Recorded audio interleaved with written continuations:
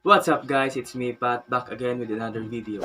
And for today's video, ituturo ko na sa inyo kung paano i-connect itong V8S sound card sa ating mga PC or laptops. Gagamit din tayo dito ng DAW or Digital Audio Workstation.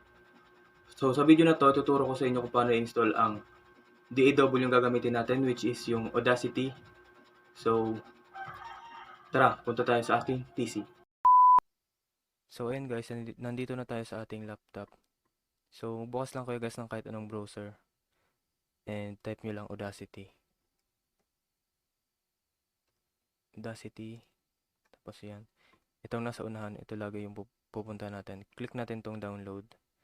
Tapos, itong download for Windows. Kung gumagamit ka ng Mac, pwede naman ito or ito. So, dahil Windows tayo, click natin tong Windows. Pag na-click natin to guys, maghintay lang tayo ng mga siguro mga 4 seconds. Tapos, automatic na siya magda-download. Ganito. Yan guys. Dahil na-download ko na siya guys, pupunta na siya dito. Dahil na-download ko na siya, meron na ako dito. Ito sa baba. Show in folder na lang natin.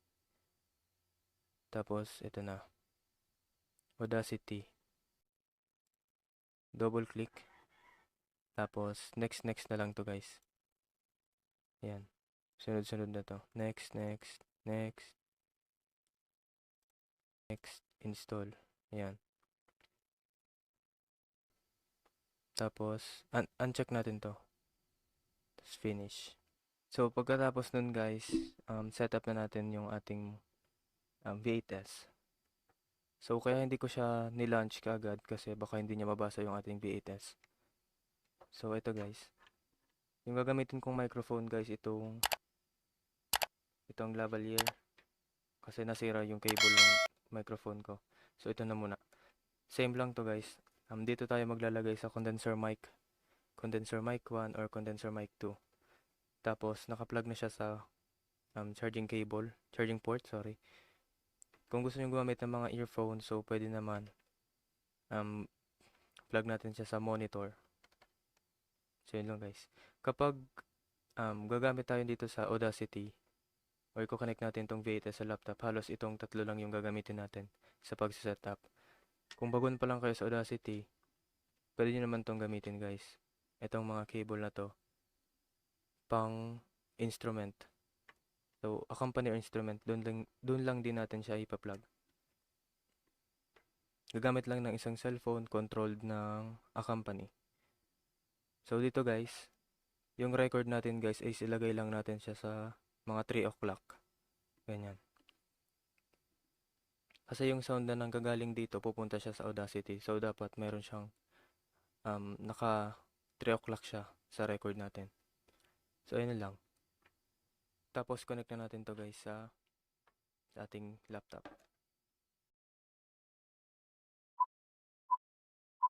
So, ayun guys. Nakakonect na siya sa ating V8S.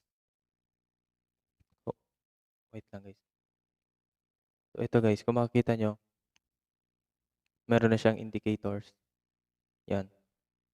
So, bago nyo guys i-plug yung ating cable, power on nyo muna siya guys. Pag na-power on, plug na natin sa laptop. So, ngayon punta na tayo sa Audacity. So, ayan. Nandito na tayo sa Audacity. So, ngayon tuturo ko sa inyo kung paano mag-load ng instrumental.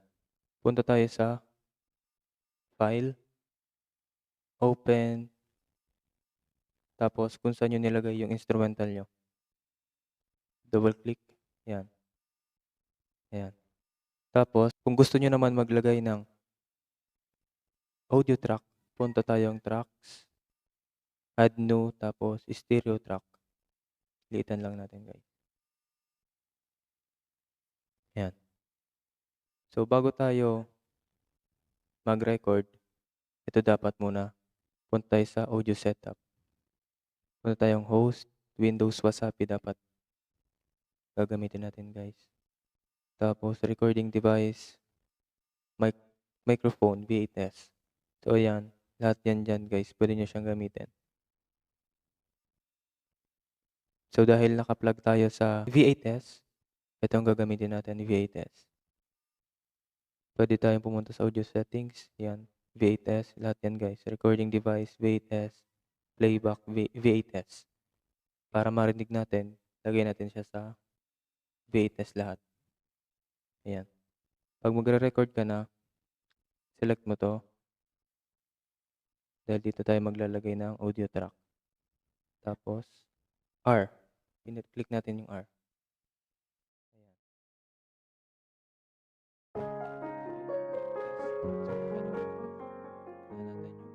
So, kapag gusto nyo nang tapusin yung pagre-record nyo, click nyo lang tong space. And kung gusto nyo i-play, space ulit.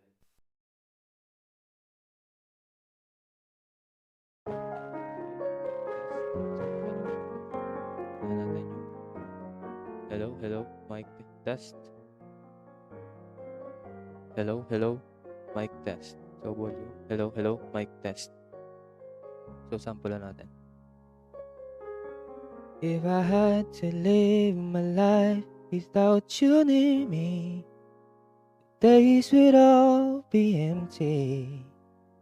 Hello, mic test. So, mamax natin yung record knob dito guys.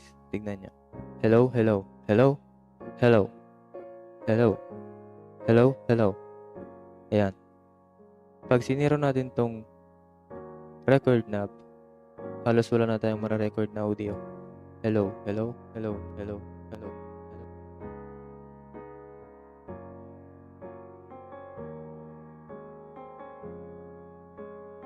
Hello, hello. So, dito. Hello, hello, hello, hello. So, ayun lang guys. Kung gusto nyo naman i-monitor, so ito, para ma-sure natin na pumapasok na yung audio natin galing dito sa V8S. Start monitoring tayo. Hello, mic. Hello. So, dito, wala naman to masyado kasi dito to sa background music natin. Tingnan natin.